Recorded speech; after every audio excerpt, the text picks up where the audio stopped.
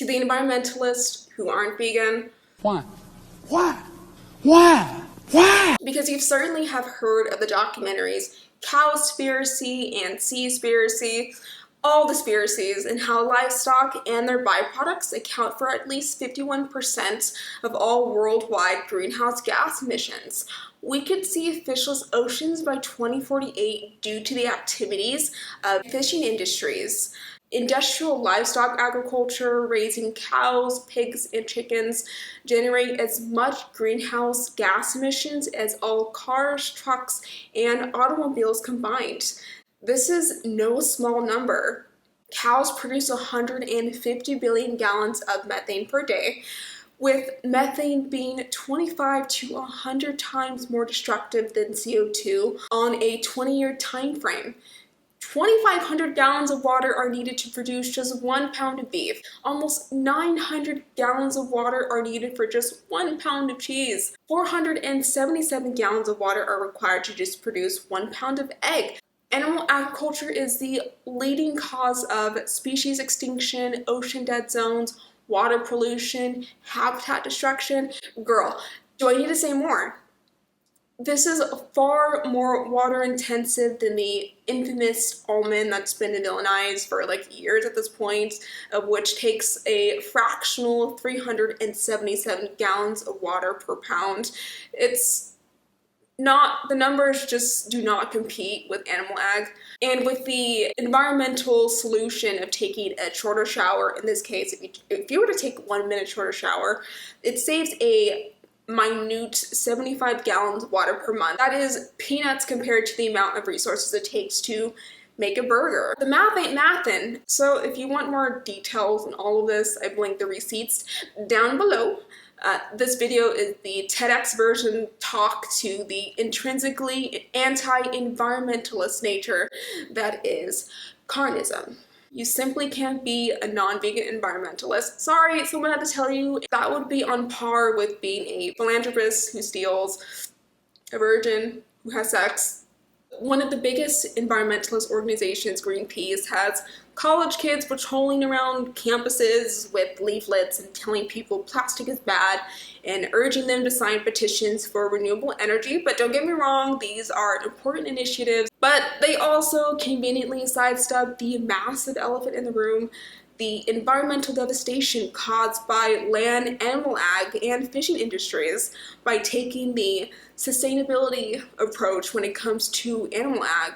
It's literally the landlord's equivalent of, oh, just paint it white solution to solve problems. So Greenpeace certainly has articles acknowledging the devastating impact of animal ag, but you will certainly see these same proclaimed environmentalists defending it. And the problem with this sustainability approach, it's inherently contradictory. Producing animal products on a large scale inherently requires vast amounts of land, water, and resources. And if you're passionate about supporting animal ag operations in developing countries, despite the harm it does to the planet, we gotta make it make sense when the Tysons and Smithfields and Bumblebee Foods you buy your meat from are the same industries that are ripe with human worker violations, which is no surprise given the cruelty required in their business model. So consistency is important. I know you have enough sense to know how ridiculous sustainable chain smoking sounds, or sustainable slavery for something that is just inherently bad. I'm sure you also favor better fuel alternatives compared to taking some sustainable gas and oil approach. That would be antithetical to progress. So seizing economic support in some areas are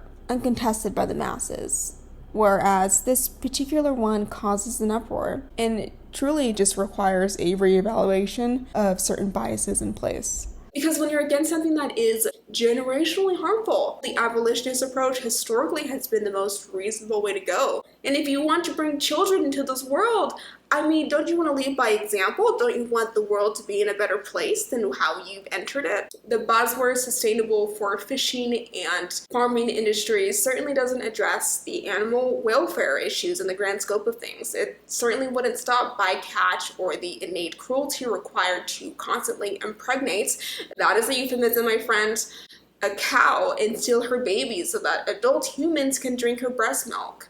Murdering the innocents will never be ethical. You don't aim for sustainable slavery. Hey, let's whip the slaves a little bit less. Let's feed them a little bit better in order to make it ethically sound, man. No, you cut it out knowing nothing less is acceptable. But from a purely environmental point of view, if you somehow simply just don't care about animals outside of your family dog, Fido, the numbers do not lie. And if you say you need to eat animals for health, answer me this one question. What nutrient do you require from animal products that you cannot source anywhere else? Well, there's vitamin B12, but that comes from bacteria in your gut and in the soil, not necessarily produced from animals. And while it does bioaccumulate in animals, along with microplastic as it goes up the food chain, justifying animal consumption for B12 is just plain dumb when the animals you eat are fed B12 supplements to begin with, and eating them is associated with negative health outcomes such as atherosclerosis, cancers, acne. The list goes on, my friend.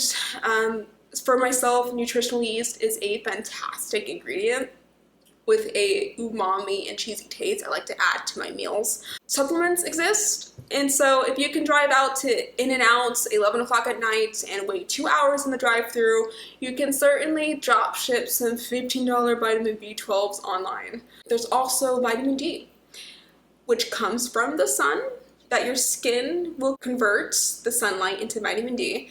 And while omnivores typically do have higher vitamin D levels, it doesn't necessarily mean that vegans and vegetarians are automatically deficient. 35% of Americans are vitamin D deficient, and 2% of Americans are vegan, so there's clearly no direct correlation to deficiency. But what does matter is your skin tone, because the darker your skin, the more time you need to be in the sun in order to convert to vitamin D. But if you are willing to wait 3 days from a text back from your Tinder date, then you can take 10 seconds a day to pop a vitamin D pill.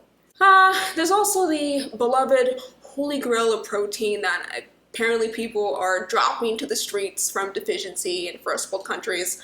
Protein is literally in everything, and unless you are starving, there is no concern of being protein deficient. If you're an average person, you are not a bodybuilder. Protein comes from legumes, vegetables, fruits, grains.